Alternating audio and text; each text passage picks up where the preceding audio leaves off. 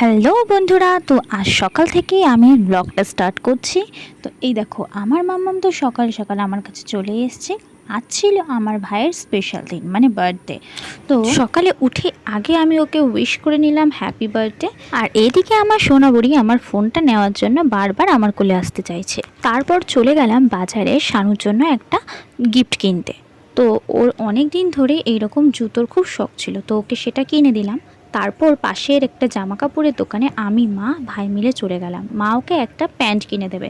সেখানে গিয়ে হলো আরেক কাণ্ড, ওর নাকি প্যান্টের কালারই পছন্দ হচ্ছে না। তো সব প্যান্ট নিয়ে একেবারে বসেছে কালার পছন্দ করতে, তাও নাকি ওর পছন্দই হচ্ছে না। তারপর অনেক বেছে আমি একটা পছন্দ করে দিলাম। তো সেটা ও ওখানে পরে দেখলো। তারপর প্যান্টে কোনো ডিসপুট আছে নাকি সেটা ভালো করে দেখে নিচ্ছে, কারণ ও বড্ড কুতকুতে প্যান্টের ব্যাপারে। বাড়ি এসে মা রান্না করেছিল লাল লাল চিকেন। তারপর মা এদিকে ওর থালাটা গুছিয়ে নিচ্ছে, কারণ ও স্পেশাল দিন, তো ওকে এবার স্পেশালভাবেই খেতে দিতে হবে।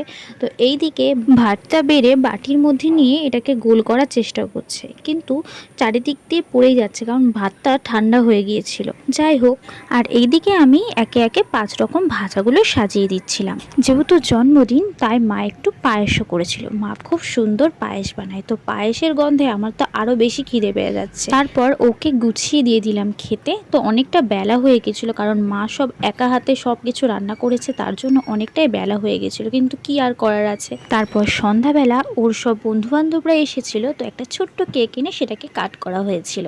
ওরা সবাই খুব মজা করেছিল, তার সঙ্গে আমিও ছিলাম, আর ওরাও একটু হাই করে দিল। আমরা করি এনজয়, আর তোমরা করে দাও আমার চ্যানেলটিকে সাবস্ক্রাইব। তো আজকের মতো টাটা।